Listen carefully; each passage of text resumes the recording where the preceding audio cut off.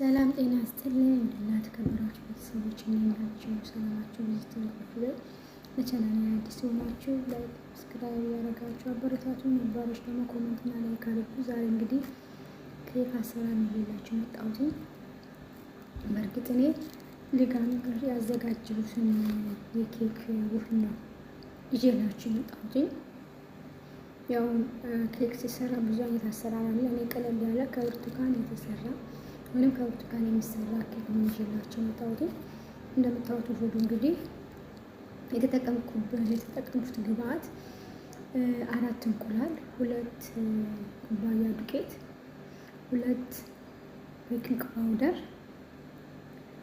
1 ማንኪያ ቫኒላ፣ 1 ማንኪያ አችቶ፣ 2 ኮብ ስኳር፣ 1 ኮብ ዘይት አድርጌ ነው የተጠቀምኩት። እናንተ እንደፈለጋችሁ መጠቀም ትችላላችሁ። ያንን እንግዲህ ግብአት መጀመሪያ ከዱቄቱ በፊት አሁን ያልኳችሁን ግብአቶች አንድ ላይ በመፍጫ ወይም በቀላጣ በሚለው በመፍጫ ፈጭቼው ጁስ በምንሰራበት ነው አንድ ላይ ያዋሃድኩት።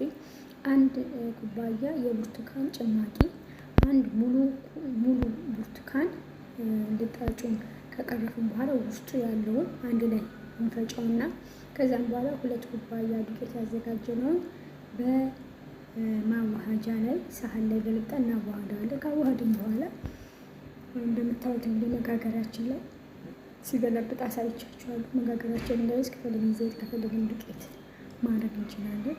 እንደዛ አድርገን እንግዲህ እኔ አጋጣሚ 2 ቦታ ነው የከፈልኩት።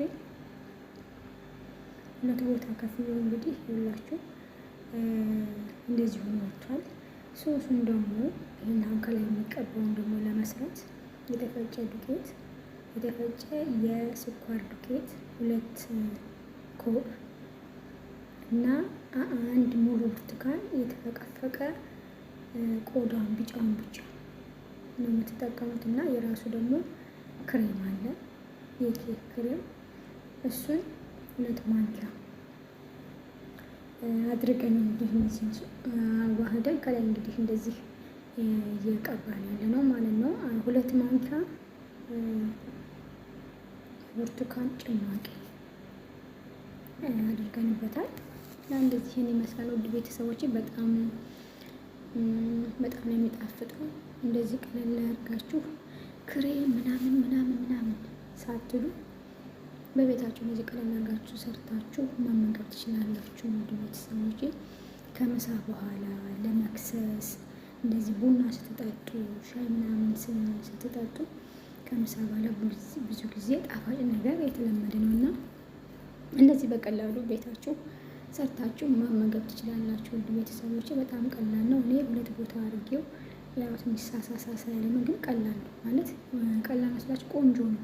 ላበላልም ቆንጆ ነው እና ትወዱታላችሁ። ውድ ቤተሰቦች ሶሱንም አለማድረግ ትችላላችሁ። እዚህ ጋር እንግዲህ ዱቄት ብለን ብርቱካኑን በስስ ቆርጠን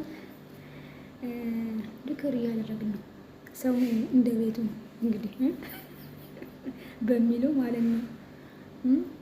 እና ግን የሚገርማችሁ ነገር በጣም ነው የሚጣፍጠው አይገልጸውም። የእውነቴ ነው የምላችሁ። እንትኑንም አለማድረግ ትችላለች። ይሄ ምንድነው ስሙ? ይሄ ሶሱን ወይንም አሁን የቀባነውን ነገር አለማድረግ ትችላላችሁና በጣም ቆንጆና የሚጣፍጥ ከቡና ጋርና ከሻይ ጋራ ልትመገቡት የምትችሉ ቀለል ያለ ኬክ ነው ማለት። አንዳንድ ሰው ኬክ ማለት ክሬም ያለበት እንደዚህ ክሬም ምናምን የበዛ ምናምን ነገር በቃ እሱን ኬክ የሚመስለው እና እንደዚህም በቤታችን ሰርተን መመገብ እንችላለን። ውድ ቤተሰቦች በቀላል ነገር ማለት ነው፣ ባለን ነገር የግዴታ እንቁላል 4-5 መሆን የለበትም። በ2 እንቁላል በ3 እንቁላል እንዳቅሙ 1 ኮብ ዱቄት ምናምን አድርገን መመገብ እንችላለን። እና እንደምታዩት እንግዲህ እዚህ ጋር ፍርፍር ያለ ቆንጆ ወጥቷል። ይኸውላችሁ እንግዲህ ተቆርሶ ማለት ነው። እዚህ ጋር እንግዲህ እየቀመስን ነው ማለት ነው። ውድ ቤተሰቦች በጣም ነው የሚጣፍጠው። በነገራችን ላይ ጣዕሙ እንደዚህ ውጪ የተገዛ አይነት ጣዕም ነው ያለው። ውጪ እንደዚህ ገዝታችሁ ብርቱካን ኬክ መቼም ተገዝቶ ቀምሳችሁ ታውቃላችሁ ብዬ አስባለሁ። እና እሱን ነው የምለው በነገራችን ላይ በቃ እሱን እንዲ እንደዚህ እየሰሩ ነው እንደሚሸጡት ምናምን ብዬ ሁሉ አልኩ እኔ። ጣዕሙ ያው ብዙ ጊዜ አንዳንደኛ ጋር ለአስቸኳይ እንግዲህ ድንገት ይመጣል ሲባል ይገዛል እንደዚች በረዥሟ ማዕዘን 4 ማዕዘን ያለ እንደዚህ ኬክ የብርቱካን ኬክ ብለውና የእሱ ጣዕምና አሁን እዚህ ቤት የሰራ ነው አንድ አይነት ነው። የሚገርማችሁ ነገር እና ውድ ቤተሰቦቼ ሰርታችሁ ሞክሩት። በጣም ነው የሚጣፍጠው፣ በጣም ነው የሚጣፍጠው። በሌላ ጊዜ በሌላ ፕሮግራም እስከምንገናኝ ድረስ ቻው። አመሰግናለሁ ቤተሰቦቼ።